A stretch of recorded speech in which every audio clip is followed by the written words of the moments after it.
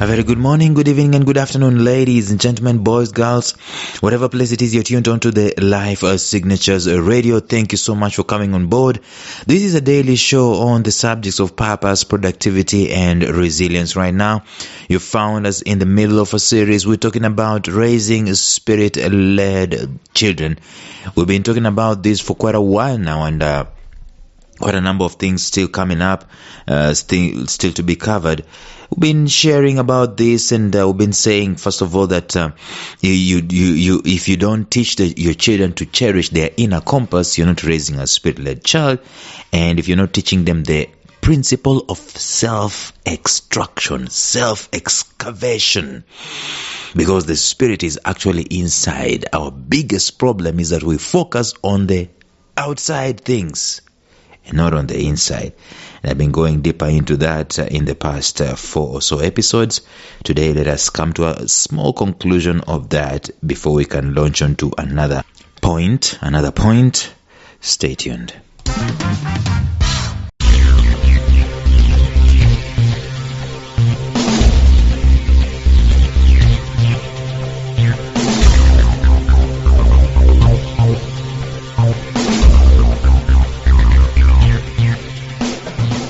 Welcome to the Life Signatures podcast with Lawrence Namale.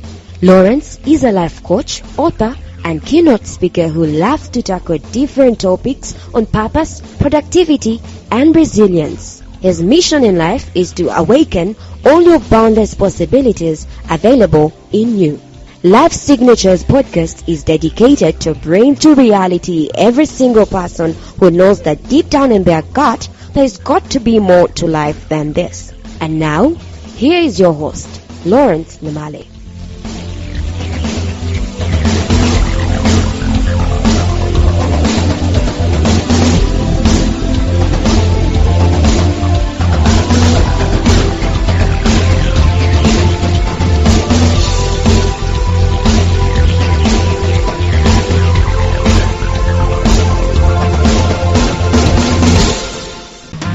It's good to start with a small recap here so that we can get the message in its entirety. Of course, we're concluding just this small part of the whole series. Now, in this part of the series, we've been talking about raising spirit-led children, and we say that you are not raising a spirit-led child if, number one, you're not teaching them to cherish their inner compass. That's the first thing we started with. Number two, if you're not teaching them the importance of self-extraction, actually that's where we had come quite a bit, and we're bringing to a conclusion that particular second part of teaching people their self-extraction. What are the detrimental issues? If you wanted to find out that you're not teaching people self-extraction, what would you know? What would you see? Number one, cramming. You're teaching them cramming. You are making them to bank their success in this life on cram work. That doesn't help self-extraction in any way. Secondly, you are using competitions and comparisons. That doesn't speak into the inner core of the spirit of the child. And thirdly, you are basically copying and pasting what is already existing. You negate the fact that they are a treasure. You negate the fact that there's something going on inside of them and within them. And all you want to do is get that which is already going on in the outside, and you just want to copy and apply it to them. I want my child to be a doctor. I want my child to be a lawyer. Right? I want my child to be a pharmacist. Okay? You negate two things. You negate what it is inside of them, and secondly, you negate the evolution of this world and their cultures, because the spirit is always way ahead. Let me tell you something. The spirit is always way ahead of you. By the time something is happening, the spirit already prepared a child to answer the call of the generation. Like today, there are very many people who are available to produce whatever is needed to serve our generations. The Spirit knew that. Some of you are just stumbling on technology today. But the Spirit knew that and set people aside specifically for that. So we need to be much more faithful to the Spirit than we are to whatever we already know. Whatever we already know, in my opinion, sometimes it's things that are fading. I mean, spare a thought for those guys who did not have calculators, did not have machines, did not have the internet. They had to cram everything in their head. And even spare a thought for those guys who had to use Google. Now there is ChatGPT. Spare a thought for such like people. You see, my point is that we've got to be relevant and faithful to the Spirit more than we are to the things that we already know. Now, the fourth way you will know that you're not teaching people self-extraction is shortcuts. So number one, you're teaching them cram work. Number two, you're teaching them competition, or you're making competition to be an integral part of their growth. Number three, you're copying and pasting what's already existing today to the next generation. But then number four, you are using shortcuts. You're using shortcuts. If you are cherishing a child to cherish, if you're raising a child to cherish, getting things faster, microwaving, circumnavigating processes, and there is no sweat, there is no self-application, there is no process that helps them to expand themselves. No effort. There is no growth actually in any way. Then you are not raising a Spirit-led child. Let me tell you something about Spirit. Some people always make it wrong when they think that Spirit is about instant miracles all the time. They think that Spirit is all about the extraordinary all the time. You will be wrong. Spirit always honors time, honors laws, and honors processes. And of course, Spirit can go beyond and above time, laws, and processes in extraordinary circumstances. But in a way that we're supposed to live naturally as human beings, there are laws, there are principles, there is processes, there is seed time and harvest, there is cause, and then there is effect. And in between, guess what? Spirit enables growth, particular growth of individuals. Now the ego, on the other hand, the ego wants it now. I want it now. Like that American prayer. God, give me patience and I want it now. Okay? We want it now with the minimal effort, with the less application of ourselves, with punching buttons here and there, and voila. We want to receive things which we did not sweat for. And we think that that's how the Spirit operates. No. Spirit honors growth. It honors processes. Spirit honors maturity.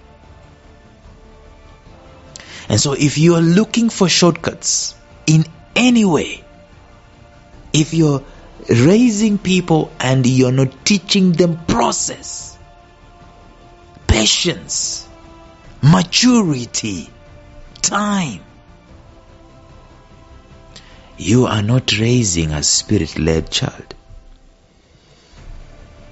If you're raising a child to cherish getting things faster through a process that has less of their sweat, or a process that does not help them to grow in any way, you are not raising a Spirit-led child, I'm afraid.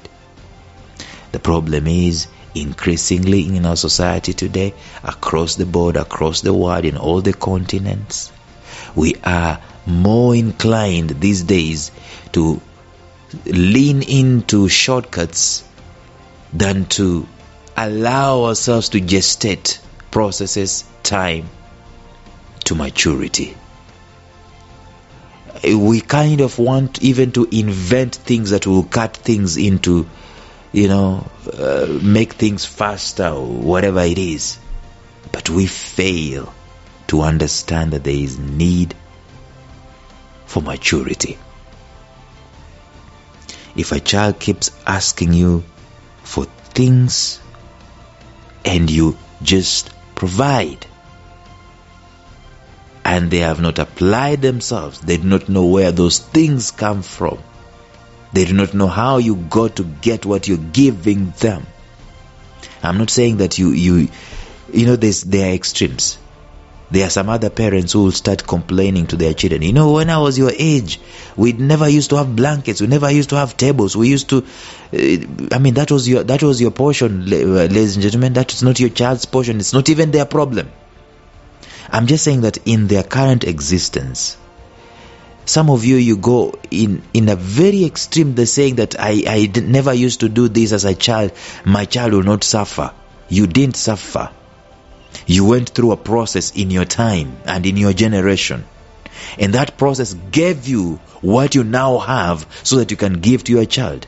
And you're going to do your child a great disservice by giving them shortcuts instead of allowing them to also, in their generation, go through a growth continuum, a growth process, a maturity process.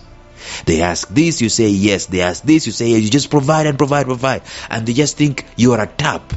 A parent is a tap that you just open and you get anything that you want. You want a tablet, you want an iPhone, you want or whatever it is that you want, you're going to get. You are not raising a spirit-led child that way. You are raising an entitled, do-nothing human being who will suffer without you in a day. If you're not there, they will suffer in this world.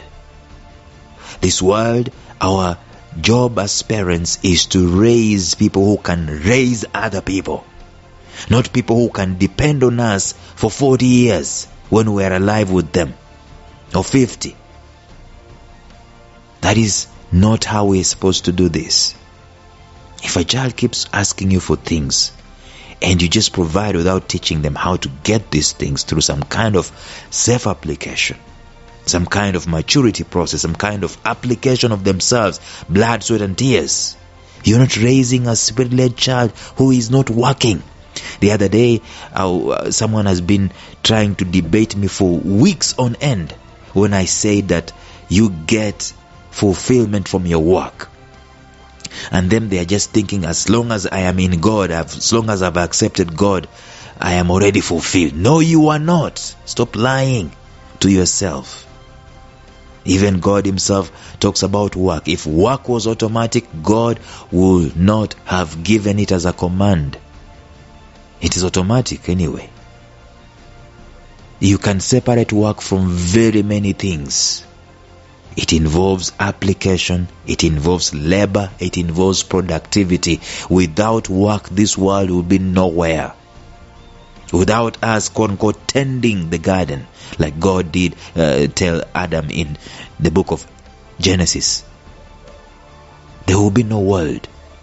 So I'm saying is that if we are not allowing these people to work, if we are not allowing these people to apply themselves, their gifts, their talents, their time, their treasures, and we just supply to them whatever it is that they're asking us, I'm telling you, we are not raising spirit-led children. We are doing them a great disservice. A child should be raised to cherish effort, to cherish strength, to cherish determination, and to cherish creativity. They should be raised to enjoy the rewards that come from the applying of themselves, to do something, to bring something, to produce something. Productivity is critical. Let us not give them shortcuts. So if we do these 4 things, we are teaching them self-extraction. If we don't do these 4 things, if we learn to teach them not to cram, or to approach cramming from a different angle, approach competition from a different angle, and approach copying and pasting from a different angle, and approach shortcuts from a different angle, we are in the realms of knowing how to raise a spirit-led child. Now, tomorrow, we are going to look at another way, another thing that we need to talk about in terms of raising a spirit-led child. But until then, bye-bye. Thank you for listening to Life Signatures Radio. If you enjoyed today's show, subscribe to Life Signatures Radio on iTunes, Stitcher, or visit our website at lifesignatures.libsyn.com. Life Signatures Radio, fresh, clean, and inspiring.